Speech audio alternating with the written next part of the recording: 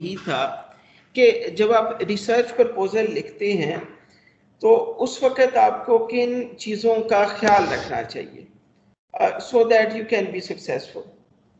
सबसे पहले तो मैं थोड़ा सा ये बैकग्राउंड आपके साथ शेयर करूंगा कि अभी तक जो मैं जिन प्रोजेक्ट्स के अंदर इन्वॉल्व रहा एज पीआई, तो इसमें एक ग्रैंड चैलेंज फंड हमने विन किया। Of course it was a team effort, I was one of them. तो ये 850 प्रोजेक्ट्स थे पाकिस्तान से आए, जिनमें से जो एक है वो हमारा था आउट ऑफ 5 एक्सेप्टेड। और इंजीनियरिंग एंड टेक्नोलॉजी के अंदर ये this was the only project. इसके अलावा स्टार्टअप रिसर्च ग्रांट है, टेक्नोलॉजी डेवलपमेंट फंड की जो पहली कॉल थी और जो तीसरी कॉल थी, इनके अंदर हमने 2 प्रोजेक्ट विन किए, 2 एनआरपीयू किए। University industry technology support program जो है वो उसमें एक विन किया, इंडस्ट्रियल प्रोजेक्ट्स जो है उसमें विन किया। तो इस दफ़ा के लिए I am eligible to apply for NRPU, लेकिन मैंने कहा जी कि नहीं, इस दफ़ा I will not be applying for NRPU as PI और एज को पीआई। इस दफ़ा के लिए जो मेरा ऑब्जेक्टिव है वो ये है कि आप सारे जो कोलीग्स हमारे बैठे हुए हैं, जूनियर हैं, जो है वो, इसके अलावा सीनियर्स हैं, तो जितने भी लोग हैं जो कि अभी तक इसमें एनआरपीयू या दूसरी फंडिंग्स में जिन्होंने अभी विन नहीं किया, तो हम उनको सपोर्ट करें सो दैट के वो भी अपना हिस्सा जो है वो वसूल करें। तो अल्लाह का ये बड़ा शुक्र है, अल्हम्दुलिल्लाह अभी तक जितनी भी रिसर्च ग्रांट्स हैं इनमें जो एक्सेप्टेंस रेट है वो बीइंग पीआई मेरे लिए इट वाज 100%। तो we are here to look into ये जो कॉल फॉर रिसर्च प्रपोजल्स है, national research program for universities 2021 April के एंड तक इसकी डेडलाइन है। अच्छा, इसमें ये जो मैक्सिमम फंडिंग है 20 million for each award. 100 awards हैं जो कि इन्होंने किए हुए हैं। तो अगर आप देखें तो पाकिस्तान में 188 के करीब यूनिवर्सिटीज़ हैं, मोर देन 10,000 जो है वो पीएचडीज हैं। अगर इन 10,000 में से 5,000 भी अप्लाई करें तो एक सेकंड दीजिए, डॉक्टर आसिफ हबीब साहब आना चाह रहे हैं इसमें, तो let me add him.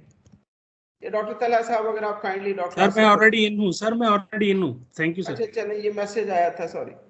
Yes thank you. तो ये 100 अवार्ड्स हैं, 188 यूनिवर्सिटीज, 10,000 पीएचडीज। अगर इसमें से 5,000 भी अप्लाई करें तो इसका मतलब है कि there is very tough competition.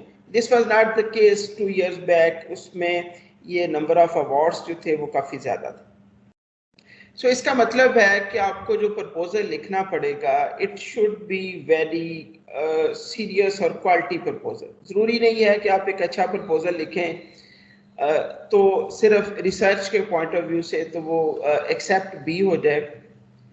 उसके अंदर जो बाकी चीज़ें हैं वो भी देखनी पड़ेंगी। और बाकी चीज़ें क्या हैं, ये इनकी एवेल्युएशन के अंदर आपको पता चलेगा। I will be sharing with you कि ये एवेल्युएट कैसे करते हैं और हमें किन चीज़ों का ख्याल रखना चाहिए वाइल राइटिंग अ प्रपोजल। तो ये एक जनरल रिकमेंडेशन है कि एनआरपीयू आया है, इसके बाद बाकी भी आएंगी। तो सबसे पहली जो चीज़ है, read your eligibility very carefully. उसके बाद दूसरी चीज़ कि फंडिंग बॉडी चाहती क्या है। क्या वो चाहती है कि जी आप एक बेसिक रिसर्च जमा करवा दें, या वो चाह रहे हैं कि आप एक अप्लाइड रिसर्च जो है वो प्रपोजल जमा करवाएं। इनका रिव्यू का प्रोसेस क्या है, और जो रिव्यू रूब्रिक्स हैं किस चीज़ पे आपकी प्रपोजल को असेस करेंगे। अगर हम जानते हैं कि किस चीज़ के ऊपर असेस करेंगे तो then we can prepare our research proposal according to that. अमूमन जो ये रूब्रिक के अंदर क्वेश्चंस देख रहे होते हैं उनमें से कई सारे प्रपोजल का जो फॉर्मेट इन्होंने जनरल दिया होता है उसके अंदर नहीं होते। तो अगर आपने रूब्रिक्स पहले से पढ़े होंगे, केयरफुली पढ़े होंगे, तो it will be easy for you.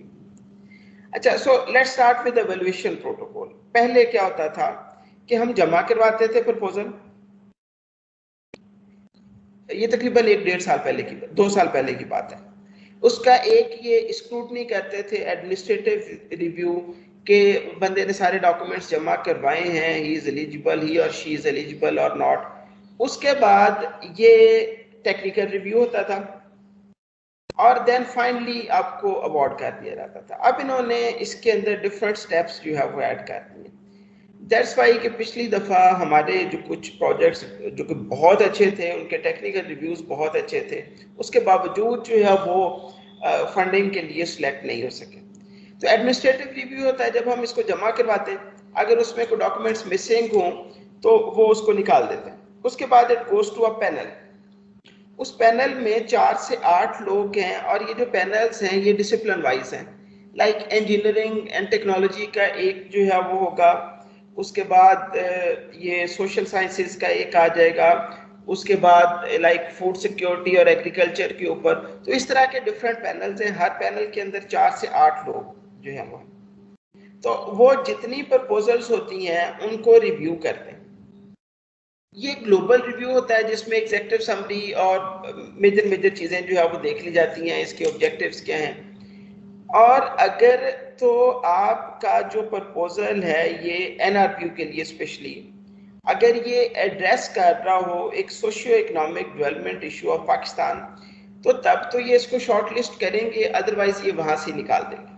ये मैंने वहां से कॉपी किया है प्रोसेस में से, चूंकि ऑलरेडी गो थ्रू हुए हैं। तो ये जो शॉर्ट लिस्टिंग है by the panel, it will be on the basis that your proposal is addressing a socio-economic development issue of Pakistan or not. अगर तो कर रहा है तो ठीक है, ये इसको आगे भिजवा देंगे। आगे ये पैनल किसको भिजवाएगा? टेक्निकल रिव्यू के लिए, और टेक्निकल रिव्यू जो है वो सब्जेक्ट एक्सपर्ट करते हैं।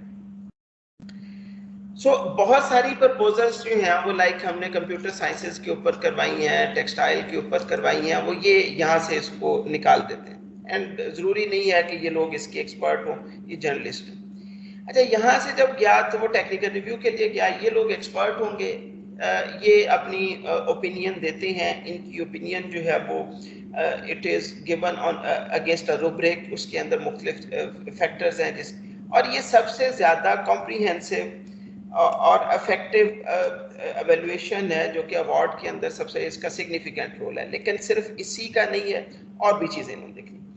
यहाँ से अगर रिकमेंड हुआ है पैनल लेवल पे, दोबारा यही पैनल जो था ये दोबारा डिस्कशन करता है और फिर ये सिलेक्ट करते हैं कि हमने कितने जो प्रपोजल्स हैं उनको आगे भेजना। अच्छा, इन्होंने एक थ्रेशोल्ड जो है वो रखा होगा कि लाइक 5 है आउट ऑफ 10 या 6 है, तो उससे कम वाले तो ये वैसे नहीं भिजवाते, उससे ऊपर वाले जो हैं वो उनको फॉरवर्ड कर देते हैं। नेक्स्ट जो है वो ये चला जाता है मल्टी डिसिप्लिनरी पैनल के अंदर। उस पैनल के अंदर हर जो एरिया था, लाइक इंजीनियरिंग एंड टेक्नोलॉजी के 2 मेंबर होंगे उसके पैनल से, ये जो 8 हैं इनमें से 2, इसी तरह जो सोशल साइंसेज है वहाँ से, इसी तरह जो बाकी एग्रीकल्चर है वहाँ से। अभी एक बड़ा पैनल बैठा हुआ है और ये अगेन जो है वो सारी प्रपोजल्स को रिव्यू करता है। ऑफ कोर्स ये एक जनरल रिव्यू है, इसमें रिकमेंडेशंस आ जाती हैं रिव्यूअर्स की, इसमें रिकमेंडेशंस आ जाती हैं पैनल की जो पैनल लेवल पे हैं, और फिर उसके बाद ये डिसाइड करते हैं। जिन चीज़ों को ये मेनली देखते हैं वो ये है कि प्रपोजल का इम्पैक्ट हो, उसके बाद मेल और फीमेल जो अवार्ड है उसके दरमियान एक बैलेंस हो। ये ना हो कि इंजीनियरिंग को ज़्यादा चले जाएं, सोशल साइंसेज को जाए ना, तो जो बैलेंस है बिटवीन डिसिप्लिन उसको भी ये देखते हैं। इस चीज़ को भी ये देखते हैं कि सारे के सारे सीनियर लोग ही ना ले जाएं, जूनियर लोग जो है वो उनको भी मिल रहे हों। तो ये मुख्तलिफ क्राइटेरिया हैं जिनकी बेस के ऊपर फिर ये उसको प्रपोजल्स को सिलेक्ट करते हैं और रिकमेंड कर देते हैं टू HEC सो दैट के वो आगे इसको अवार्ड कर दें। तो ये जो प्रोसेस है इसको समझना बहुत ज़्यादा ज़रूरी है। अगर हम अपनी जो इनिशियल प्रपोजल है उसके अंदर सोशियो इकोनॉमिक जो डेवलपमेंट इशू को हम एड्रेस नहीं कर रहे होंगे या एड्रेस कर रहे होंगे और वो जो एब्स्ट्रैक्ट है उसका प्रपोजल का या जो एग्जीक्यूटिव समरी है उसमें नज़र नहीं आ रही होगी, तो ये प्रपोजल यहाँ से शॉर्ट निकल जाएगी। बेशक आपकी जो रिसर्च वाइज है वो बहुत अच्छी प्रपोजल एंड सो ऑन। अब ये जिन रूब्रिक्स पे रिव्यू करते हैं पहले हम उनको देखते हैं और देन हम डिस्कशन करेंगे कि एक प्रपोजल जो बिल्डअप है वो आपको कैसे करना चाहिए। तो I will be sharing my experience. जैसे मैं करता हूं मैं वही आपके साथ शेयर कर रहा हूं। तो आई स्टार्ट विद रूब्रिक्स कि इन्होंने मुझे असेस किस चीज के ऊपर करना है, या अब आपके केस में असेस आपको किस चीज पे, आपकी एवेल्युएशन किस चीज के ऊपर होनी चाहिए। तो ये इसमें दिया गया है, इन्होंने वेटेज दी गई है, इसमें कैपेसिटी और commitment of pi and team है। तो ये जो पहली चीज देखते हैं वो ये है कि जो पीआई और प्रोजेक्ट टीम है, इनकी एक्सपर्टीज इस डोमेन के अंदर जो कि इन्होंने टॉपिक दिया है वो कितनी है। तो एक्सपर्टीज से कैसे पता चलेगा? अगर आपने कोई पब्लिकेशन की है, अगर आपने कोई प्रोजेक्ट्स करवाए हैं, अगर आपने कोई सुपरविजन की है, या कोई इंडस्ट्री के साथ कोई चीज की है, तो वो आपको स्पेसिफिकली लिखनी चाहिए। अगर आप मेंशन नहीं करेंगे तो फिर उनको आपकी एक्सपर्टीज जो है वो ढूंढनी पड़ेगी। उसके बाद एक्सपर्टीज आपकी हो गई, आपने कोई कोलैबोरेशन जो है वो लिखा है कि मैंने इंडस्ट्री के साथ इसमें कोलैबोरेशन जो है वो करना है, या आपके अपने जो कोलीग्स हैं उनके साथ कोलैबोरेशन करना। तो अमूमन हम करते ये हैं कि मेरे को 2 दोस्त हैं, मैंने उनका नाम ऐड कर लिया, चलो यार मैं कर रहा हूँ, तुम साथ को पीआई के तौर पे आ जाओ, ये तीसरा जो है वो ये भी आ जाए। इंडस्ट्री से भी हम ऐसे ही कोई यार दोस्त देखते हैं, उससे लेटर ले लेते हैं। लेकिन जब ये हम चीज़ें कर रहे होते हैं तो उस वक्त अमूमन जो रोल्स हैं वो वेल डिफाइंड नहीं होते, हम सिर्फ खानापुरी के लिए कर रहे होते हैं। हम लोगों को जब आपस में को पीआई या पीआई लेते हैं, हम उनकी एक्सपर्टीज को नहीं देखते, और उसके अलावा उनकी के आर दे अवेलेबल, क्या उनकी जो कमिटमेंट है वो क्या क्या इसके अंदर डेडिकेट कर सकते हैं टाइम की फॉर्म में, उनकी एक्सपर्टीज की फॉर्म में, तो वो क्लियर नहीं होती। तो इस वजह से अगर उन्हें लगेगा कि ये जो इन्होंने जमा करवाया है ये जस्ट लेटर ही है, अदरवाइज इंडस्ट्री की एज सच कोई एक्सपर्टीज भी नहीं है इस डोमेन के अंदर और उनकी कंट्रीब्यूशन भी नहीं है, तो ऑफ कोर्स इस पोर्शन के अंदर आपको जो नंबर है वो थोड़े मिलेंगे। और उसके बाद विच इज वेरी इंपॉर्टेंट कि अगर ये प्रोजेक्ट कंप्लीट हो जाता है तो जो आपने इंडस्ट्री दी है वो आपके साथ जो कोलैबोरेशन है उसको कंटिन्यू कैसे करेगी, क्या ये लॉन्ग टर्म है, ये सिर्फ प्रोजेक्ट के लिए है। तो आपको ये दिखाना चाहिए उसके अंदर कि अगर ये प्रोजेक्ट खत्म भी हो जाता है तो उसके बाद भी we will be working together, कैसे करेंगे, किस तरह करेंगे, इसको बताना जरूरी है। ये चीजें जो ड्राफ्ट प्रपोजल है उसके अंदर उस तरह से नहीं लिखी। इसके 10 नंबर जो है वो इसके आगे। उसके बाद आ गया clear and realistic objectives. Objectives जो है वो क्लियरली डिफाइन होने चाहिए और मेजरेबल होने चाहिए। जो भी आप कह रहे हैं उसको मेजर करने का कि ये हो गया है या नहीं हो गया, उसका कोई ना कोई तरीकाकार होना चाहिए। और जो लास्ट थिंग वो ये है कि जो प्रोजेक्ट आपने टाइमलाइन दी है उसके अंदर भी होना चाहिए। हमें भी रिसेंटली हमारा ये जो जीसीएफ हुआ उसके अंदर हमारे जो ऑब्जेक्टिव्स थे उस पर उन्हें कोई एतराज नहीं था, मेजरेबिलिटी के ऊपर नहीं था, उन्हें ये था कि जी जो आप कह रहे हैं ये इतनी टाइमलाइन के अंदर नहीं होगा, तो आप जो भी बनाए उसको रीजनेबल बनाए। नेक्स्ट ये है कि जो आप प्रपोज कर रहे हैं तो उसमें potential for new product, services, businesses या ऑर्गेनाइजेशन मॉडल जो है वो कितना है। तो जो इनोवेशन है it must be very clear. अगर आप इनोवेशन क्लियर करके नहीं लिखते, ओरिजिनलिटी क्लियर करके नहीं लिखते, और एवेलुएटर जो है वो उसको ढूंढना पड़ता है, तो कुछ एवेलुएटर तो बड़ी डिटेल के साथ पढ़ लेते हैं, कुछ एवेलुएटर कहते हैं कि जी मुझे नजर नहीं आ रहा, ये 15% इसकी वेटेज है, इसको निकाल। नेक्स्ट है credibility of design and methodology. अच्छा, ये एक बड़ा इंपॉर्टेंट पॉइंट है। अमूमन जब हम प्रपोजल लिख रहे होते हैं तो हम जो मेथोडोलॉजी होती है उसके अंदर जो डिजाइन ऑफ एक्सपेरिमेंट है, कैसे हम चीजें करेंगे, किस तरह करेंगे, हम उसको डिटेल के साथ नहीं लिखते। लोगों का ख्याल ये होता है कि जी अगर हमने डिटेल के साथ लिख दिया है तो ये तो चोरी हो जाएगा। लेकिन दूसरी साइड पे जो नुकसान ये होता है कि अगर ये जो है वो क्लियर नहीं है, चीजें जो है वो ठीक तरह से नहीं लिखी हुई, आपकी जो स्ट्रेटजीज हैं, आपकी मेथोडोलॉजी जो है वो वेल डिफाइंड और डिटेल्ड नहीं है, तो यहाँ से आप नंबर जो है वो लूज कर लेंगे। तो यस, आप थोड़ी सी चीजें जो है वो उसको हाइड कर सकते हैं, लेकिन ज्यादातर जो है वो डिटेल आप उसमें लिख सकते हैं। इट्स एन ऑफिशियल डॉक्यूमेंट, इसको कोई भी कॉपी जो है वो नहीं कर सकता। उसके बाद जो आप कह रहे हैं कि जी मैं ये करूंगा या मैं ये करूंगी, तो क्या आपके पास जो ऑलरेडी उससे रेलेवेंट जो लैब्स हैं वो अवेलेबल हैं, उससे रेलेवेंट जो टेक्निकल और ह्यूमन जो रिसोर्स है वो ऑलरेडी अवेलेबल है? आप कहते हैं कि जी मैंने काम करना है आर्टिफिशियल इंटेलिजेंस पे और उसको हमने टेक्सटाइल के अंदर जो है वो इनकॉर्पोरेट करना है, तो पहले तो इसमें हमारे पास कोई ह्यूमन रिसोर्स जो है वो उस तरह से अवेलेबल नहीं है जिनकी एक्सपर्टीज हो। उसके बाद टेक्निकली भी देखें तो हमारे पास जो लैब्स और बाकी चीज़ें हैं वो अवेलेबल उस तरह से नहीं है। Only just giving you an example. तो बड़ी अच्छी चीज़ है, जैसे ही आप लिखेंगे कि हमने टेक्सटाइल आर्टिफिशियल इंटेलिजेंट जो टेक्सटाइल है वो बनाने हैं, तो ये बड़ी एक अट्रैक्टिव है, हो सकता है इसके अंदर ओरिजिनलिटी भी बड़ी अच्छी हो जाए, लेकिन यहाँ पे आके आप फंस जाएंगे। तो वो चीज़ लिखें जिसका at least human resource up to some extent जो है वो मौजूद हो, एक एग्जिस्टिंग इंफ्रास्ट्रक्चर जो है मौजूद। और ये भी एक बहुत इंपॉर्टेंट पॉइंट है, डिसेमिनेशन ऑफ रिजल्ट्स। अगर आपने ये कर लिया है, प्रोजेक्ट कंप्लीट कर लिया है, तो ये लोगों तक कैसे पहुंचेगा? आप इसको डिसेमिनेट कैसे करेंगे? It's in the form of publications. अगर इंडस्ट्री है तो इंडस्ट्री को आप डिसेमिनेट कैसे करेंगे? अगर एसोसिएशंस को बताना है तो आप क्या करेंगे? आप सेमिनार्स करेंगे?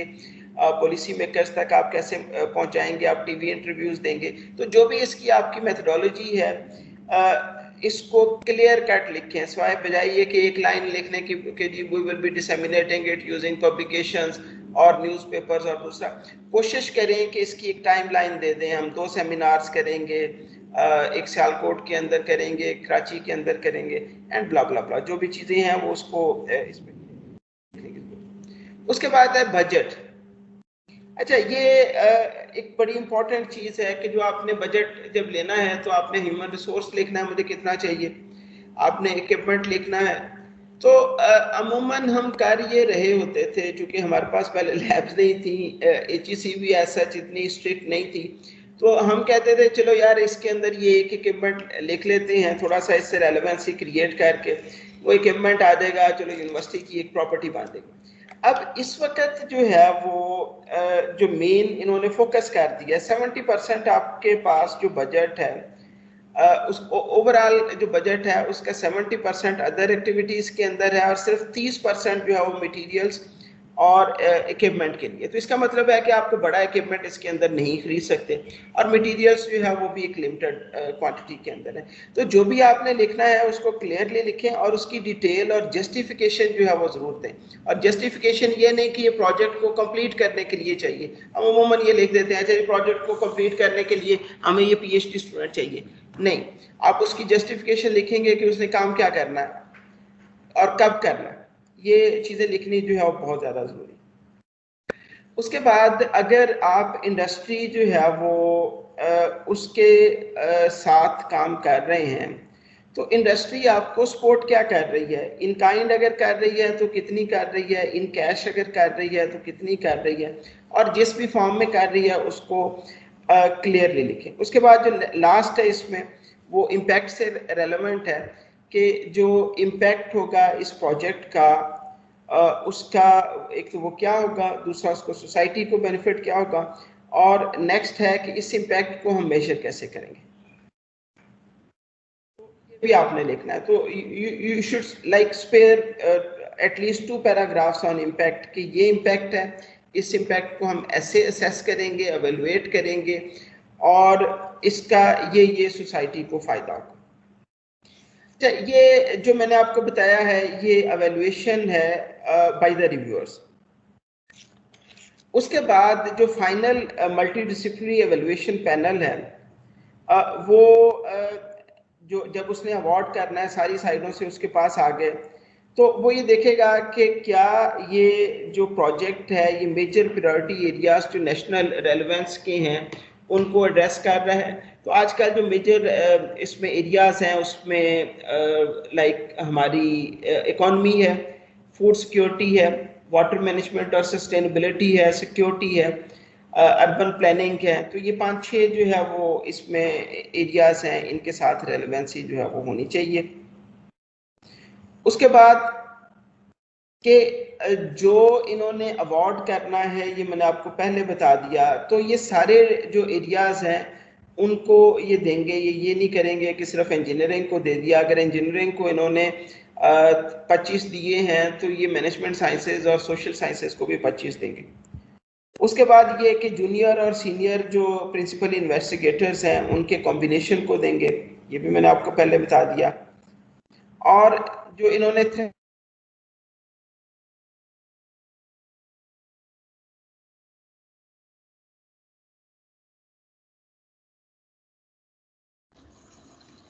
एक्सक्यूज मी सर, आवाज नहीं आ रही है आपकी डॉक्टर साहब।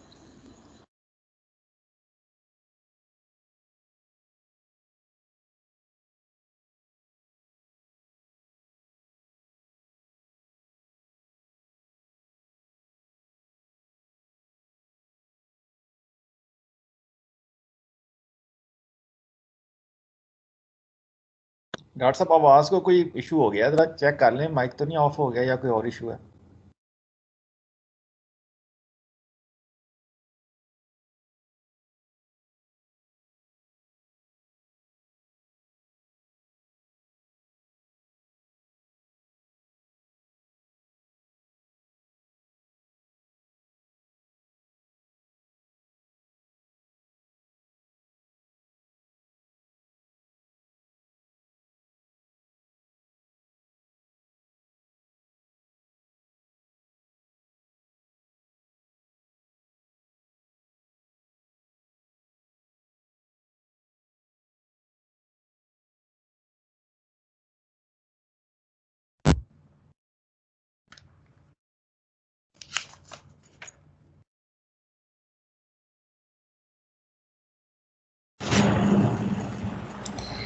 की आवाज आ रही?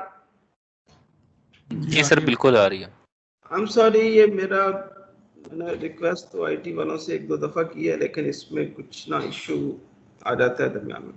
अच्छा, तो हम दोबारा यहाँ से इसको देखते हैं कि ये जो देख रहे होंगे कि जो नेशनल रेलेवेंस के प्रायोरिटी एरियाज हैं, मैं इसमें आपको कह रहा था कि इसमें ये इकोनॉमी है उसको ये देखते हैं, वाटर मैनेजमेंट और सस्टेनेबिलिटी है, फूड सिक्योरिटी है, वैसे सिक्योरिटी है, क्लाइमेट चेंज और एनवायरनमेंट है। तो ये प्रायोरिटी एरियाज हैं। आप जो प्रपोजल्स हैं वो इनसे एटलीस्ट इनको आप एड्रेस करें। जो इन्होंने अवार्ड करना है ये सबको ये बराबर करेंगे, इंजीनियरिंग को, जो मैनेजमेंट साइंसेज है इन सब को। और जो भी प्रपोजल्स हैं ज़रूरी नहीं है कि इन्होंने 100 अवार्ड्स करने, अगर थ्रेशोल्ड पूरा ना हो रहा हो तो they will not B awarding. GCF में 25 प्रपोजल्स थी जो कि इन्होंने अवार्ड करनी थी, लेकिन थ्रेशोल्ड को पूरा करने वाली सिर्फ 5 थी, तो इन्होंने 5 दिया। अब ये चीज़ इस मामले में काफ़ी स्ट्रिक्ट है। तो आई विल स्टार्ट विद के बिल्डिंग द प्रपोजल जो है वो कैसे आपने करना है। अब अमूमन जब मैं इसको स्टार्ट करता हूं तो I do it like this कि हम एक आइडिया सोचते हैं और ऐसा idea which is relevant to my background. इस आइडिया जो है वो उसकी पहली चीज विच इज वेरी इंपॉर्टेंट कि इसका जो इम्पैक्ट है it must be a measurable impact, ये फिजिबल भी हो, और हमारा जो इंस्टीट्यूट है और हमारी जो टीम है उसके अंदर इसकी कैपेसिटी भी होनी चाहिए कि हम कर लें। उसके बाद once I have an idea, 1 or 2 ideas, so we start brainstorming. I start discussing with colleagues, students के साथ भी, PhD students के साथ भी डिस्कस करते हैं, जो एक्सपर्ट्स हैं उनके साथ भी डिस्कस करते हैं। मैं जब भी ये लास्ट GCF का आइडिया था, इसको हमने यहाँ पे जो टीम के अंदर किया, फिर उसके बाद डिपार्टमेंट लेवल पे किया, फिर एक्सपर्ट्स और सीनियर्स में डॉक्टर तनवीर साहब के साथ किया, तो वी वर डिस्कसिंग इट, और इससे जो आइडिया था वो रिफाइन हुआ। और फाइनली ये अमूमन ये कहते हैं कि वंस यू आर क्लियर तो everyone will be clear. You can not write a good proposal until unless you are not clear.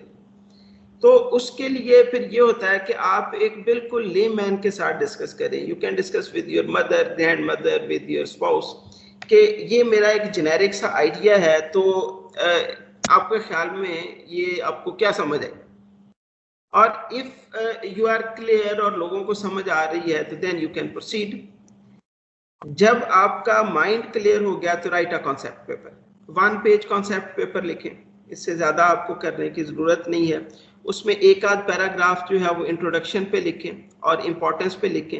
Right your objectives, और फिर इन ऑब्जेक्टिव्स को अचीव करने के लिए मीन्स आप अपने नोट्स ले रहे हैं, आप शॉर्ट पॉइंट्स लिख रहे हैं, आपको ह्यूमन रिसोर्स क्या चाहिए, आपको फैकल्टी में कौन से लोग चाहिए, किस किस डोमेन के अंदर चाहिए, कितने स्टूडेंट्स चाहिए, कोलैबोरेटर्स, अगर कोई ऐसी एक्सपर्टीज है जो हमारी यूनिवर्सिटी में नहीं है, किसी दूसरी यूनिवर्सिटी से चाहिए तो कौन सी चाहिए, इक्विपमेंट और एचआर जो है वो ऑलरेडी अवेलेबल कौन सा है, राइट इट वेरी क्विकली और शॉर्टली। इंडस्ट्री से आपको पहले तो कौन सी इंडस्ट्री चाहिए और उस इंडस्ट्री से आपको चाहिए क्या, क्यों आपको जरूरत क्यों है इंडस्ट्री को इन्वॉल्व करने की। ठीक है, ये आगे जो एवेलुएटर्स हैं वो आप में से, मुझसे, मेरी तरह के, आपकी तरह के लोग ही बैठे होते हैं, तो they know it very well कि ये जो लेटर आया है ये किस वजह से है, ये लेटर इन्होंने वैसे ही लिया है उसको खानापुरी के लिए या इसकी वैसे कोई इंपॉर्टेंस। तो try to do it in a genuine way. वो इंडस्ट्री लें जो वाकई इसके अंदर आपकी हेल्प कर सके, जिसकी आपको वाकई जरूरत है, और अगर उनको भी जरूरत है, आपको भी है, तो they will be contributing in the form of cash और in the form of in kind. और अगर आप ये करते हैं तो इट्स अ मैटर। HEC से जो बजट रिक्वायरमेंट है वो आपकी क्या है, सोशियो इकोनॉमिक इम्पैक्ट क्या है, और ड्यूरेशन जो है वो आपने कितना करना है। इसमें maximum you can go for 3 years। तो जब आपका ये 1 पेजर जो है वो तैयार हो गया, कॉन्सेप्ट नोट जो है वो यू हैव देयर, तो सबसे पहले अपनी टीम सेलेक्ट करें। You start with this faculty portion. जो टीम है वो अच्छे लोग सेलेक्ट करें, वो लोग सेलेक्ट करें जो कि इसमें कंट्रीब्यूट कर सकते हैं। बिल्कुल इस वजह से सिलेक्ट ना करें कि जी ये मैं इसको कॉपी है इस वजह से डाल रहा हूँ, ये मेरा HOD है, बिल्कुल ना करें। डीन जो है वो उसको भी बिल्कुल ना करें। मैं तो मैंने आपको पहले भी बताया, I will not be PI और co-PI for any of the projects in NRP। तो we are there to help you, लेकिन अपनी जो टीम है उसको जुडिशली इंसाफ की बुनियाद पे और ज़रूरत की बुनियाद पे सिलेक्ट करें, ना कि इस वजह से कि जी ये मेरा यार दोस्त है इसको कर लेता। बाद जब आपकी टीम बन गई तो इसका मतलब है कि आपका काम शुरू हो गया। अपनी टीम के साथ डिस्कस करें। आपका एक प्रपोजल जो था वो जेनेरिक था, अब इसके साथ और लोग आ गए जो कि डोमेन के एक्सपर्ट्स हैं। डिस्कस करें साइंटिफिक मेरिट कि जी ये हमारे पास जो आइडिया है इसका साइंटिफिक मेरिट क्या है, ओरिजिनलिटी जो है वो क्या है, इसका फायदा क्या होगा, इसकी मेथडोलॉजी क्या होगी, इसकी फिजिबिलिटी जो है वो क्या होगी। तो इसको आप डिस्कस करें, टेक योर नोट्स। जब ये आपके आपस में ये तैयार हो गया, then go to industry. 1 2 3 industries जो है वो शॉर्ट लिस्ट करें हमारा, और एक जो है वो they are there to help you कि आपको जो रेलेवेंट इंडस्ट्री है उसके साथ कांटेक्ट करवाने में। उसके अलावा हम लोग जो बैठे हुए हैं या जो सीनियर्स हैं वो भी इसमें आपको हेल्प कर सकते हैं, जिनके ऑलरेडी इंडस्ट्री के साथ कांटेक्ट है।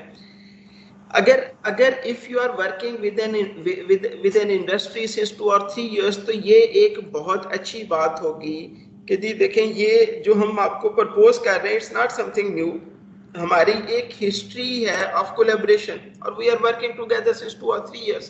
तो ये आपको काफी हेल्पफुल आपके लिए होगा। और जब इंडस्ट्री के साथ बात करें तो discuss with a professional way. नहीं जी आपका लेटर चाहिए, लेटर नहीं चाहिए, हमें कोलैबोरेशन चाहिए, लेटर उसके बाद वाली बात है।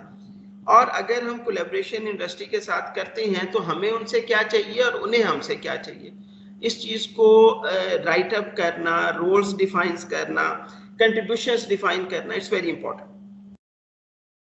तो अगली जो अभी ये मैं बात कर रहा था कि इंडस्ट्री आ गई, आपकी टीम जो है वो आ गई, यू हैव डिसाइडेड कि हमने कितने लोग लेने हैं, किस तरह करने। नॉट डिफाइन रोल्स, ये रूब्रिक के अंदर एक क्वेश्चन भी था कि क्या जो रोल्स हैं are they clearly defined. PhD student आपने लिया है उसने करना क्या है, MS स्टूडेंट लिया है उसने क्या करना है। अब हम पहले, मैं आपको एक मिसाल देता हूँ, हमने कहा कि हमने पहले 3 महीने में सिर्फ परचेज करनी, और हम PhD स्टूडेंट रख रहे हैं राइट फ्रॉम फर्स्ट डे, तो PhD स्टूडेंट ने तो परचेज नहीं करनी। इसका मतलब है कि आपने बजट जो है वो गौर से ध्यान से नहीं बनाया। तो जब आपने ये बनाना है, रोल्स डिफाइन करें, मेक रेसी चार्ट, इसमें आर रिस्पॉन्सिबल के लिए है, तो रिस्पॉन्सिबल जो है वो आप होंगे, अकाउंटेबल भी आप होंगे। रिस्पॉन्सिबल जो है वो अगर तो ओवरऑल प्रोजेक्ट के लिए देखा जाए तो you will be responsible and accountable. लेकिन अगर आप जो इनसाइड एक्टिविटीज हैं, रिसर्च एक्टिविटीज हैं, रिसर्च के डिफरेंट पोर्शंस हैं, तो उसमें आप डिफरेंट लोगों को रिस्पॉन्सिबल बना सकते हैं। एक को-पीआई जो है वो एक पोर्शन का रिस्पॉन्सिबल है, दूसरा को-पीआई दूसरी चीज का रिस्पॉन्सिबल है, पीएचडी स्टूडेंट जो है वो एक चीज का रिस्पॉन्सिबल है। कंसल्ट एंड इन्फॉर्म, तो कंसल्ट आप इंडस्ट्री के साथ कर सकते हैं, इन्फॉर्म आपको एचईसी को और यूनिवर्सिटी मैनेजमेंट को रखना पड़ेगा। जो भी टाइम बाय टाइम उसकी जो प्रोग्रेस है वो आपको करनी पड़ेगी। तो मेक अ रेसी चार्ट, इसके जो मुख्तलिफ फॉर्मेट्स हैं ये पड़े हुए हैं, ये एक छोटी सी कॉन्साइज इंफॉर्मेशन देने के लिए it's something which is very helpful. Roles आपने डिफाइन कर लिए। Next is your budget. Budget को डिटेल के साथ बनाएं, बिल्कुल ये ना लिखें कि जो मुझे टोटल जो है वो 20 मिलियन चाहिए, 20 मिलियन में से मुझे 50 लाख के मटेरियल्स चाहिए। कौन से मटेरियल्स चाहिए? Write in detail, go to like at least आप 1 लाख रुपए तक तो जरूर जाएं, तो उसको डिटेल में आइटम्स जो हैं वो उनको लिखें और आगे उनकी जस्टिफिकेशन भी दें कि ये आपको आइटम जो है वो क्यों चाहिए। इससे आपके जो बजट्स के ऊपर कट्स हैं वो थोड़े लगेंगे अगर आप इसको बेहतर तरीके से जो है। और right the justifications very clearly. उसके बाद आती है टाइमलाइन। मैं वो मेथडोलॉजी और वो वाला पोर्शन जो है वो प्रपोजल के अंदर उसको हम डिस्कस करेंगे। मैं फिलहाल जो जेनेरिक कॉन्स्टिट्यूएंट्स हैं इसके उसको डिस्कस कर। अच्छा, टाइमलाइन के अंदर भी हम ऐसे ही करते हैं कि हम लिख देते हैं कि ईयर चौथे महीने से लेके तो अगले जो 2 साल है वो हम एक्सपेरिमेंट्स करेंगे। अच्छा, ये जो बात है वो दोनों तरह से हेल्पफुल नहीं है। एक ये एचईसी को इंफॉर्मेशन देना या प्रोजेक्ट इवैल्यूएटर को, दूसरा आपके अपने प्रोजेक्ट के लिए। देखिए, आपने प्रोजेक्ट प्लान कर लिया, आपने लिख दिया एक्सपेरिमेंट्स करने। अच्छा, अब कौन से एक्सपेरिमेंट्स करने? तो जब आप प्रपोजल लिख रहे होते हो आपका माइंड उस वक्त क्लियर होता है, you are dedicated to that proposal, तो उस वक्त आप लिखें आपका जो टेंटेटिव प्लान है कि पहले मैंने ये फेज में पहले 6 महीने में ये एक्सपेरिमेंट्स करने हैं, अगले 6 महीने के अंदर ये करने हैं, ये try to do it quarterly on quarterly basis. Same is for purchase. Purchase के अंदर अब जितने भी इसमें आ रहे हैं न्यू कॉल्स फॉर प्रपोजल्स, उसमें प्रोक्योरमेंट प्लान मांगते हैं। वो कहते हैं कि जी हर 3 महीने में बताएं कि आपने हायरिंग कौन सी करनी है और परचेज कौन सी करनी है। तो ये इसके भी अगर if your project is selected तो आपसे प्रोक्योरमेंट प्लान जो है वो मांगेंगे। तो try to make a detailed timeline. ये आपका एक अच्छा जो इमेज है वो एवेल्युएटर्स को देगी कि हाँ इसने जो पीआई है इसने काम किया हुआ। Impact, you should know the impact. आपकी प्रपोजल का इम्पैक्ट क्या आएगा, और सिर्फ यही नहीं कि इम्पैक्ट क्या आएगा, उसके साथ ये कि इस इम्पैक्ट को आप मेजर कैसे करेंगे। आपके जो की परफॉर्मेंस इंडिकेटर्स आप किस सूरत में कहेंगे कि ये इम्पैक्ट जो है वो अचीव हो गया। तो फॉर दैट डिफाइन योर की परफॉर्मेंस इंडिकेटर्स, और फिर इस इम्पैक्ट को हम असेस कैसे करेंगे। मैं आपको मिसाल देता हूँ। आजकल हम ये अपनी जो आउटकम बेस्ड एजुकेशन है इसमें हम डिफाइन करते हैं कि जो लर्निंग आउटकम है मेनली एक इम्पैक्ट है कि हम बच्चे को ये जो चीज़ है वो सिखा देंगे। अगर हम ये एजुकेशन देखते हैं तो ये हमारा जो पीएलओ है मेनली इम्पैक्ट है। हम कहते हैं कि अगर उसने 50% से ज़्यादा जो मार्क्स हैं वो अचीव कर लिए इन दैट पीएलओ, तो हम कहेंगे ये पास हो गया। और उसको हम असेस कैसे करते हैं? पेपर से, क्विजेस से और डिफरेंट एक्टिविटीज से। अच्छा, सेम चीज आपने अपनी प्रपोजल के ऊपर अप्लाई करनी है। आप कहते हैं कि जी इससे जो लोग हैं उनके अंदर अवेयरनेस बढ़ जाएगी, या इससे जो इकोनॉमी है उस पर फायदा होगा, इससे 50,000 न्यू जॉब्स क्रिएट होंगी। कितनी जॉब्स क्रिएट होंगी? 50,000। अच्छा, आपको कैसे पता चलेगा जो 50,000 क्रिएट होगी? तो इस पे आपने ये उसके अंदर वैसे भी 10 नंबर का था, तो इस पे आपने थोड़ा सा फोकस करके इसकी डिटेल जो है वो लिखी। Dissemination it's very important. इसके भी उसके अंदर जो परसेंटेजेस उसके अंदर वेटेज थी ये 10% के करीब थी। You have to give a plan. मैंने पहले भी इसके ऊपर डिस्कस किया है कि dissemination plan must be there. ये ना सिर्फ आपके लिए यूनिवर्सिटी के लिए बेहतर है बल्कि आपको प्रोजेक्ट विन करने के अंदर भी जो है वो हेल्प करेगा। तो जो अगर हम NTU से देखें, लास्ट टाइम हमने 20 प्रपोजल्स लिखी, हमें एक जो है वो अवार्ड हुई। अगर हम इस दफा 30 लिखते हैं तो आई एम वेरी होपफुल कि हम 4-5 जो है वो ले लेंगे। जो thing which is very important इसके अंदर वो ये है कि आपने अपनी प्रपोजल के ऊपर मेहनत करनी। रिसर्च के अलावा ये जो बाकी एस्पेक्ट्स हैं इनको भी आपने डिटेल के साथ जाके देखना। जो प्रपोजल है इसके ऊपर सफिशिएंट टाइम स्पेंड करें। ये अगर आप इसको कैजुअल लेंगे, अच्छा जी ठीक है, ये जैसे रिसर्च पेपर हम लिखते हैं आखिरी 2-3-4 दिनों के अंदर जो है वो लिख दिया, तो ये इस तरह से नहीं होगा। Spend sufficient time, proper brainstorming करें। जितने भी उनके रूब्रिक्स के अंदर क्वेश्चंस हैं सबको आंसर करने की कोशिश करें और क्लियरली करने की कोशिश करें। I am very sure that you will get this funding. अगर आपने इसके ऊपर मेहनत की है तो ये हो ही नहीं सकता कि आपको जो फंडिंग है वो अवार्ड ना हो। Don't wait until the last minute to meet the deadlines. इसको एट द अर्लीस्ट कंप्लीट करें। Get it reviewed from the seniors, जो आपके कोलीग्स हैं उनसे इसको रिव्यू करवाएं। इवन आपकी जो लैंग्वेज लिखी होती है वो बड़ी इंपॉर्टेंट है, टाइपो एरर्स नहीं होने चाहिए। कोशिश करें हर लाइन जो है वो उसमें प्रॉपर तरीके से लिखी हो और इंशाल्लाह यू विल गेट इट।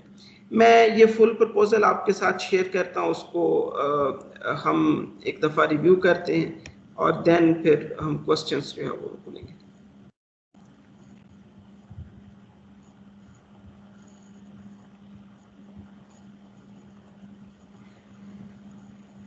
जी, ये फुल प्रपोजल है, उसका फॉर्मेट ये। इसमें सबसे पहले तो आपने अपनी डिटेल लिखनी है। टाइटल ऑफ प्रोजेक्ट आपका क्या है, ड्यूरेशन ऑफ प्रोजेक्ट क्या है, बजट आपका कितना रिक्वायर्ड है, आपके जो discipline, major field, minor field, तो ये जनरल सी चीज़ें हैं, आप इसको लिख सकते हैं, इसमें कोई ऐसा मसला नहीं। जो मैंने आपको कॉन्सेप्ट पेपर लिखने का कहा था, उस कॉन्सेप्ट पेपर को आपने यहाँ पे एग्जेक्टिव समरी के तौर पे यूज करना। ये एग्जेक्टिव समरी वो है जिसकी बेस पे आपका जो प्रोजेक्ट है उसकी शॉर्ट लिस्टिंग होनी है। रिव्यू से पहले ये एग्जेक्टिव समरी, तो इसके अंदर हर चीज जो है वो it must be very clear. आपने लिखना है कि जो रिसर्च प्रॉब्लम है वो इसमें क्या है जिसको आप एड्रेस कर रहे हैं, इसका इम्पैक्ट क्या होगा on socio economic development of the country, इसकी इंपॉर्टेंस क्या है। इसमें से पब्लिकेशन होंगी, इट्स नॉट एन इम्पैक्ट। इसमें से PhD स्टूडेंट्स होंगे, ये भी एक सेकेंडरी इम्पैक्ट है। तो आपने सोशियो इकोनॉमिक डेवलपमेंट जो है उससे रेलेवेंट इसमें इम्पैक्ट बताना है। ये जो एग्जेक्टिव समरी है इस पर सबसे ज़्यादा मेहनत करें और कोशिश करें कि gate it reviewed from irrelevant और नॉन रेलेवेंट, आप ये कह नॉन एक्सपर्ट जो लोग हैं उनसे इसको रिव्यू करवाएं कि उनको इसकी समझ जो है वो कैसे आई है। आप एज्यूम करें कि जो आगे लोग बैठे हुए हैं, जो पैनल है 8 का, उनमें से कोई भी एक्सपर्ट नहीं, तो ये इतनी सादा लैंग्वेज के अंदर लिखी होनी चाहिए और इतनी कॉम्प्रीहेंसिव होनी चाहिए कि समझ भी आ जाए और आपका मैसेज भी कन्वे हो जाए।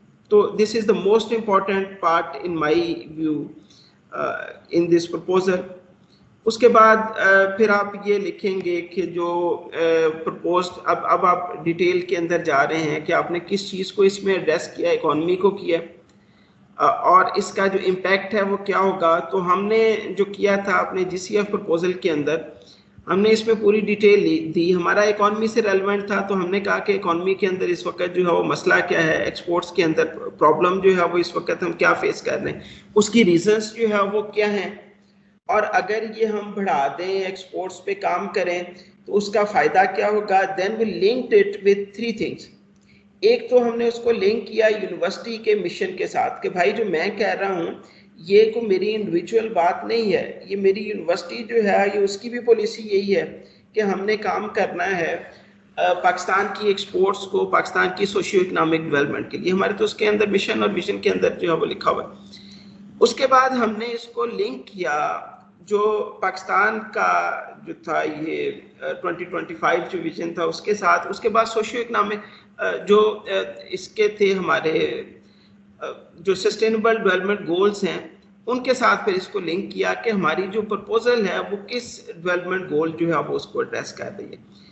तो ये 3-4 चीजें इसके अंदर हमने लिखी थी कि प्रॉब्लम क्या है, उस प्रॉब्लम की वजह से इश्यूज क्या आ रहे हैं, हम क्या करेंगे और उसका इम्पैक्ट जो है वो क्या होगा, और वो पाकिस्तान के जो इस वक्त रिसर्च लाइन है या डेवलपमेंट पॉलिसीज हैं उनके साथ कैसे अलाइन है, यूनिवर्सिटी के साथ कैसे अलाइन है, और जो सस्टेनेबल डेवलपमेंट गोल्स हैं उनके साथ कैसे अलाइन है। अच्छा, इसके बाद था एकेडमिक कोलैबोरेटर्स। एकेडमिक कोलैबोरेटर्स के अंदर आपके जो यूनिवर्सिटी से कोलैबोरेटर्स हैं वो भी आ सकते हैं, और यूनिवर्सिटी से बाहर से जो लोग हैं वो भी आ सकते हैं, लेकिन आपको इनको जस्टिफाई करना पड़ेगा। ये हर एक जो एकेडमिक कोलैबोरेटर है उसका आपने नाम लिखना है, उसकी डिटेल लिखनी है, और फिर उसके बाद ये ऊपर या नीचे किसी एक जगह के ऊपर आप अपने तौर पे इसकी जस्टिफिकेशन जरूर लिखें कि ये जो आपने कोलैबोरेटर सेलेक्ट किए हैं इसकी जस्टिफिकेशन क्या है। तो हमने ये किया था कि इसके अलावा एक टेबल बना लिया जिसमें बंदे का नाम लिखा, फिर आगे उसको लिखा कि जी उसकी जो उसका रोल और ड्यूटीज जो है वो क्या है और वो क्यों रिक्वायर्ड।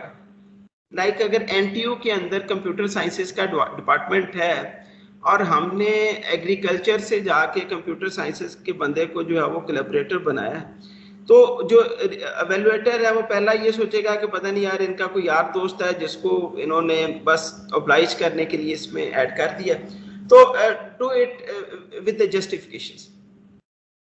अच्छा, एकेडमिक के बाद जो सेक्टोरल या इंडस्ट्रियल कोलैबोरेटर आ जाते हैं, इसके अंदर इंडस्ट्रियल कोलैबोरेटर भी हैं, इसके अंदर जो है वो आपकी एसोसिएशंस भी हैं, गवर्नमेंट सेक्टर जो कोलैबोरेटर्स हैं वो भी इसके अंदर आ सकते हैं। तो सेम इसके अंदर भी आपने उसी तरह लिखना है, इनके नाम क्या हैं, कौन कौन है, कांटेक्ट पर्सन कौन है, और इसको चूज करने की वजह जो है वो क्या। अच्छा, ऊपर वाले के लिए भी और इस वाले के लिए भी आपने जो लेटर ऑफ सपोर्ट है वो इंडस्ट्री से भी और जो आपके एकेडमिक कोलैबोरेटर्स हैं उनसे भी लेने, लेकिन मेक श्योर के जो उनकी कंट्रीब्यूशंस हैं और उनके जो रोल्स हैं वो लेटर्स के अंदर क्लियरली लिखे हों। कि अगर एक एकेडमिक कोलैबोरेटर है तो वो लिखे कि मैंने इस प्रोजेक्ट के अंदर ये कंट्रीब्यूट करना है, मैंने इसमें like in the form of material contribute करना है, मैंने सिर्फ इंटेलेक्ट जो है वो इसके अंदर देना है, मैंने टेस्टिंग फैसिलिटीज जो है वो प्रोवाइड करनी है, तो everything should be written in that. उसके बाद प्रोजेक्ट की डिस्क्रिप्शन आ जाती है, ये साइंटिफिक पोर्शन है जिसके मुतल्लिक मैं पहले भी बात कर रहा था। अच्छा, ये लास्ट टाइम मेरी कुछ लोगों से डिस्कशन भी हो रही थी एचईसी के साथ, वो कहते हैं कि इस वक्त जितनी भी प्रपोजल्स हैं उनके अंदर सबसे जो बड़ा इश्यू है वो ये है कि लोग लिटरेचर रिव्यू नहीं करते, लोगों की जो ओरिजिनलिटी है वो क्लियर नहीं है, और लोग कहते हैं कि जी जनाब अगर पाकिस्तान का हमने प्रॉब्लम सॉल्व करना है तो ये तो पाकिस्तान के प्रॉब्लम को सॉल्व करने के लिए तो रिसर्च जो है वो ऑलरेडी आगे जा चुकी है। तो उनका ख्याल ये है, और ये अब तो सम एक्सटेंट ठीक भी है, कि अगर हम लिटरेचर को सही तरह से रिव्यू कर लें और इन डिटेल रिव्यू करें तो हमें हर चीज के अंदर ओरिजिनलिटी जो है वो मिल जाएगी। तो लिटरेचर रिव्यू जो है वो अच्छा करें और उसको इसके अंदर लिखे भी है। अच्छा, अब इसके अंदर एक लिमिटेशन है 10 पेजेस की प्रोजेक्ट डिस्क्रिप्शन के अंदर, तो अगर आपने को 1 या 2 पेजेस का इसमें लिटरेचर रिव्यू लिखते हैं, उसके एडिशन में अगर आपने को सर्वे किया है या लिटरेचर रिव्यू ज्यादा है तो put it as annexure, there is no limit on annexures. आप 200 पेजेस की भी प्रपोजल जो है वो बना सकते हैं। यहाँ पे डिस्क्रिप्शन के अंदर जो लिमिट्स लगाई हुई हैं उनको आप फॉलो करें, रिस्पेक्ट द लिमिट्स, उसमें पेज है या अदरवाइज है, लेकिन अगर एडिशनल कोई चीज है तो put it that in an actual और उसकी तरफ रेफर कर दें। लिटरेचर रिव्यू अच्छा लिखें, रेलेवेंट लिखें, सो दैट के जो स्टेटमेंट है वो आपकी एक क्लियरली डिफाइंड हो, ओरिजिनलिटी क्लियर हो। तो प्रॉब्लम स्टेटमेंट आपने इसमें लिख दी। अब अगर आप इसमें देखें लिटरेचर रिव्यू किया, प्रॉब्लम स्टेटमेंट लिख दी, ओरिजिनलिटी जो है वो इसके अंदर है ही नहीं हेडिंग, और ओरिजिनलिटी के वहां पे 15 नंबर दिए हुए थे। तो what I will do if I am writing this proposal, तो I will add an heading originality यहाँ पे लिख के, तो मैं बेशक उसके ऊपर 5, 6, 7 लाइनें लिखूं, मैं उसमें लिख लूंगा। अब जो एवेलुएटर है उसको बड़ा फायदा होगा, वो आएगा इसको देखेगा, अच्छा यार इसने ओरिजिनलिटी लिखी हुई है, ये इसकी ओरिजिनलिटी क्लियर है, अगर वो कन्विंस होगा आपको ज्यादा नंबर दे देगा, अगर नहीं होगा तो कम कर देगा। लेकिन अगर आप ने छुपा के किसी जगह पे लिखी हुई है तो देर आर चांसेस कि वो वैसे उससे मिस हो जाए। Same is for methodology, right your research methodology very clearly. आपने किस तरह से करना है, कैसे करना है, डिटेल के साथ लिखें। अच्छा, प्रोजेक्ट टीम जो है उसके मुतालिक पहले भी बात हुई है, यहाँ पे भी आप लिखें कि इसमें जो इनके रोल्स हैं वो क्या हो सकते हैं, क्यों इनकी आपको ज़रूरत जो है वो क्या पड़ी, और इस प्रोजेक्ट के अंदर जो आपने मेथोडोलॉजी लिखी है किस पार्ट के अंदर प्रोजेक्ट टीम का जो है वो क्या रोल होगा। प्लान्स फॉर डिसेमिनेशन अगेन आ गया, ये हम पहले भी उसमें डिस्कस कर चुके हैं। ये इट्स इम्पॉर्टेंट, यही वो कह रहे हैं, beyond publication in international academic peer reviewed journal what reports और other formal mechanism will be employed to share research results with government policy makers and other stakeholders. You can conduct seminars, आप reports जो है वो publish कर सकते हैं, आप webinars कर सकते हैं, आप TV interviews कर सकते हैं, आप लोगों को जो है वो लेटर लिख सकते हैं, आप conferences के अंदर participate कर सकते हैं। तो ये आपको प्लान जो है वो आपने देना है एज पर आपकी मर्जी के मुताबिक। अच्छा, ये एथिकल कंसिडरेशंस जो हैं वो स्पेशली ये जो बायोलॉजिकल हैं या फिर जो जहाँ पे हम सर्वे कर रहे हैं, जहाँ पे पर्सनल इंफॉर्मेशन होती है वहाँ पे तो इसकी बहुत ज़्यादा इम्पोर्टेंस है कि आप लोगों की जो इंफॉर्मेशन है उसको प्रोटेक्ट करेंगे और ब्ला ब्ला ब्ला, लेकिन ये हमें भी देनी पड़ती है। तो यूनिवर्सिटी के अंदर एक कमेटी बनी हुई है, आप अपनी उसमें कॉन्सेप्ट पेपर उनके साथ शेयर करेंगे तो आपको लेटर दे देंगे इसका। अच्छा, प्रोजेक्ट मैनेजमेंट, ये प्रोजेक्ट आपको अवार्ड हो गया तो आप इसको मैनेज कैसे करेंगे, कौन कौन से लोग होंगे, समटाइम्स ये टीम जो है वो बड़ी हो जाती है तो आप इनके दरमियान कैसे कोलैबोरेट करेंगे। तो आप इसमें एक आई विल सजेस्ट कि एक ऑर्गेनोग्राम बनाएं। ऑफ कोर्स पीआई जो है वो प्रोजेक्ट के लिए उसको लीड कर रहा होगा। दो तरह के इसमें आपके कोलैबोरेटर्स हैं, एकेडमिक कोलैबोरेटर्स हैं, यूनिवर्सिटी इंडस्ट्री कोलैबोरेटर्स हैं, और फैकल्टी है, रिसर्च स्टूडेंट्स और आरएस हैं, टेक्निकल स्टाफ है। उसके बाद लिखें कि जी ये तो हमारे लोग हैं, इनके साथ किस तरह आप कोऑर्डिनेशन कैसे करेंगे, इंडस्ट्री के आपके जो विजिट्स हैं वो अगर होंगे तो कैसे होंगे, आपकी क्वार्टरली इंडस्ट्री के साथ मीटिंग्स होंगी, इसको आप मेंशन करें। फैकल्टी जो दूसरी यूनिवर्सिटी से हैं उनको आप कैसे उनके साथ डिस्कस कर रहे होंगे, आप रिपोर्ट्स कितने ड्यूरेशन के बाद लेंगे, लाइक एचईसी 1 साल बाद रिपोर्ट मांगती है तो आप आपस में अपनी टीम के अंदर रख लें कि जी जो को-पीआईज हैं या जो कोलैबोरेटर्स हैं हम क्वार्टरली या बाई एनुअली जो है वो रिपोर्ट्स लिया करेंगे। हमने जीसीएफ के अंदर ये किया था कि हमने एक एडवाइजरी कमेटी बना दी इसके अलावा, क्योंकि वो बहुत बड़ा प्रोजेक्ट था तो हमने कहा कि जी इसमें एक एडवाइजरी कमेटी होनी चाहिए जिसमें रेक्टर एनटीयू जो है वो हैं, 2 हमने इंडस्ट्री से एक्सपर्ट्स लिए, 2 इंटरनेशनल एक्सपर्ट्स लिए, पीआई उसके अंदर आ गया।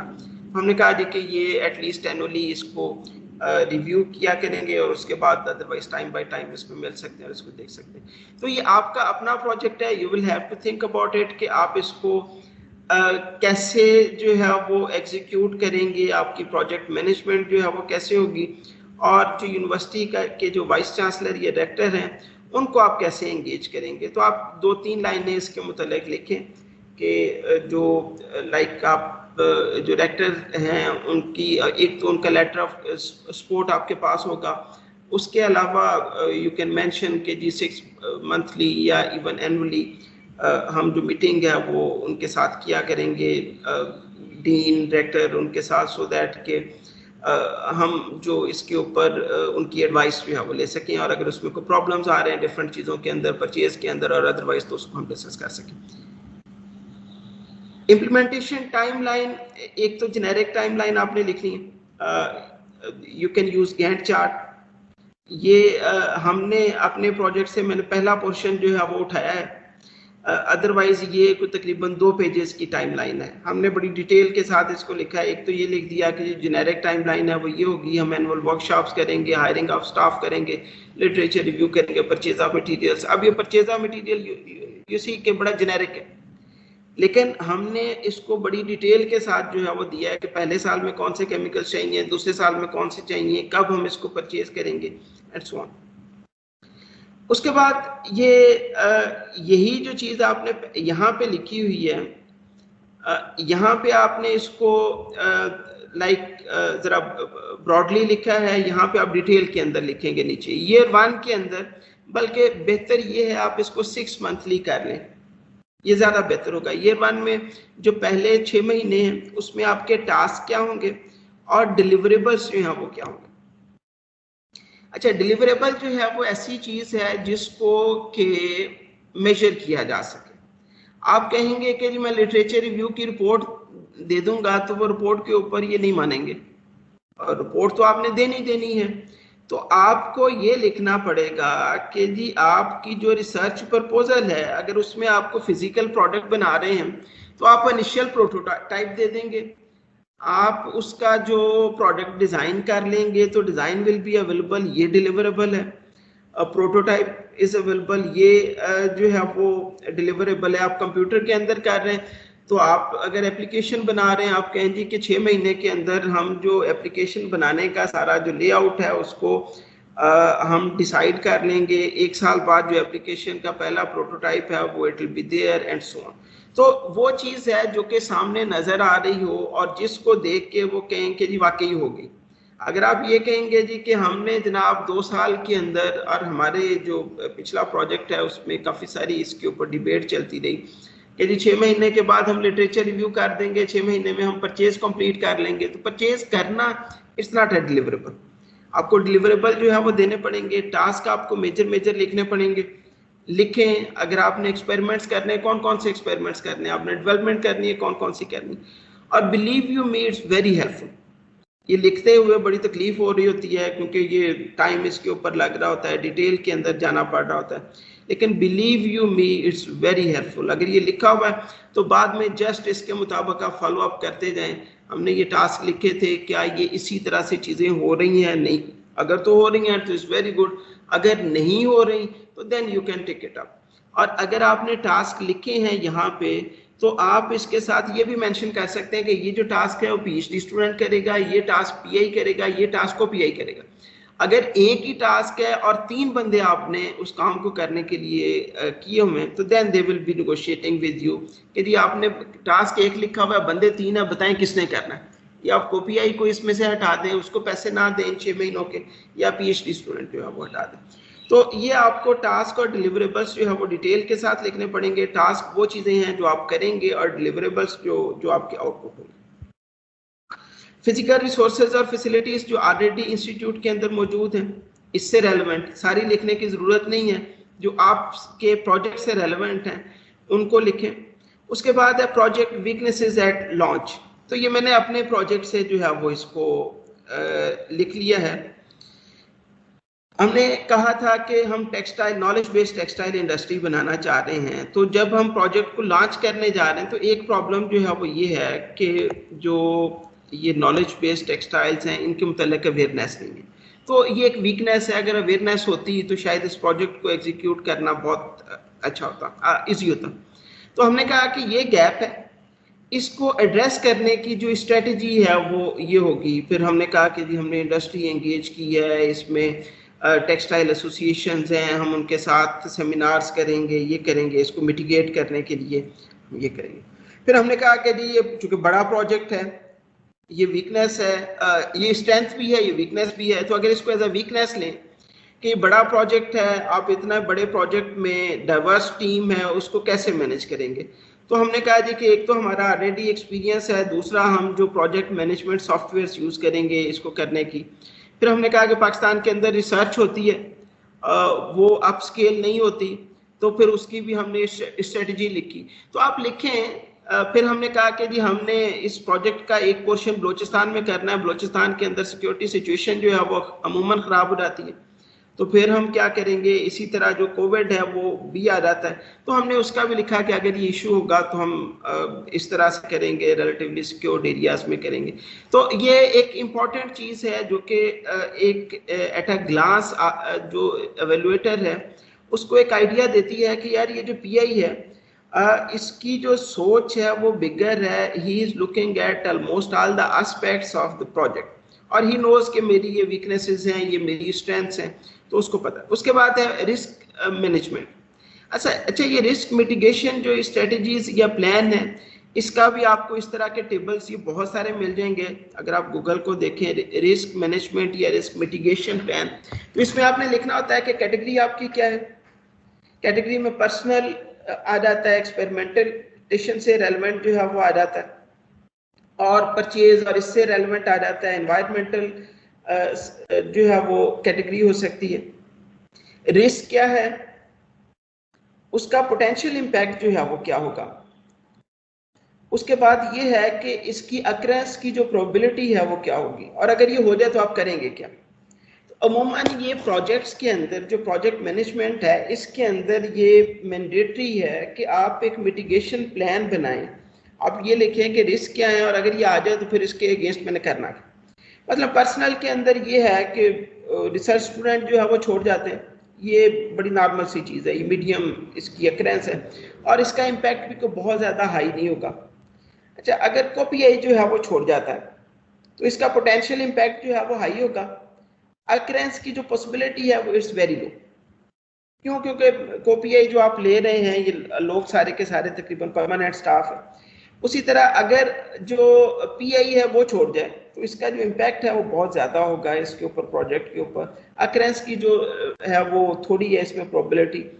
तो अगर ये होगा तो फिर कोपीआई इसको टेक ओवर कर लेगा। एक्सपेरिमेंटेशन के अंदर ये नॉर्मल सी चीज़ है कि जो मटेरियल्स हैं वो लेट आए हैं, प्रोक्योरमेंट जो है वो डिले हो गई है, ये इसका इम्पैक्ट भी मीडियम होगा, इसका जो अक्रेंस की प्रोबेबिलिटी है वो भी मीडियम है। तो फिर हमने लिखा कि अगर ये इस तरह की चीज़ हो जाती है तो हम क्या करेंगे। हम मटेरियल को जो है वो प्री ट्रायल के लिए मिलते जुलते मटेरियल्स यूज़ कर लेंगे। तो ये आपने डिटेल के साथ इसको लिखना है कि रिस्क मिटिगेशन आपकी स्ट्रेटजी क्या है, जो रिस्क है वो इसके अंदर क्या क्या आ सकते हैं, इट्स इम्पोर्टेंट। उसके बाद आपकी अपनी रिसर्च ग्रांट्स हैं कि आपने अभी तक जो है वो कितनी की हैं, कंप्लीट कितनी हो गई है, अवार्ड कितना था, फंडिंग सोर्स जो है वो कितने हैं, रेफरेंसेस जो है वो जो आपने लिटरेचर के अंदर लिखा हुआ है वो इसके अंदर ऐड करें। Try to add your own references as well. जो आपने पिछला काम किया हुआ है, आपने आपके कोपीआईज ने, वो ज़रूर इसके अंदर साइट करें। ये आपकी रेलेवेंसी और आपकी एक्सपर्टीज को जो है वो शो करता है। अमूमन हम जब हम रिसर्च आर्टिकल्स लिख रहे होते हैं तो हम सेल्फ साइटेशन को बहुत ज़्यादा नहीं करते, लेकिन यहाँ पे it will give like a good impact कि ये जो लोग हैं इनकी ऑलरेडी डोमेन के अंदर एक्सपर्टीज है and they are working on it. उसके बाद प्रोजेक्ट बजट है, ये इसके एक्सेल की एक शीट इसके साथ अवेलेबल होती है जिसके अंदर आपने लोगों के नाम लिखने हैं, स्टूडेंट्स की भी उसके अंदर है कि आप उनको कितने पैसे दे सकते हैं। लाइक पीआई और कोपीआई अपने जो सैलरी है उनकी इस वक्त जो ग्रॉस सैलरी है उसका मैक्सिमम 25% जो है वो ले सकते हैं। तो जितना उन्होंने टाइम एलोकेट करना है उतने पैसे जो है वो उनको मिल जाएंगे। अगर उन्होंने 25% टाइम एलोकेट करना है तो in addition to their salary उनको 25% जो है मिल जाएगा। अगर वो कहते हैं मैंने 50% करना है तो 25% जो है वो पीआई को मिल जाएगा, 25% यूनिवर्सिटी को चला जाएगा, सो दैट कि वो अल्टरनेटिव उसका जो टीचर है उसका को अल्टरनेटिव अरेंज कर ले। बाकी इसके साथ डॉक्यूमेंट्स हैं, जो मेजर चीज़ें हैं वो मैंने आपको बता दी हैं जो कि इम्पोर्टेंट हैं इससे रेलेवेंट। बाकी अदरवाइज जो है वो फिर डिटेल्स हैं। I would like to share कि मैं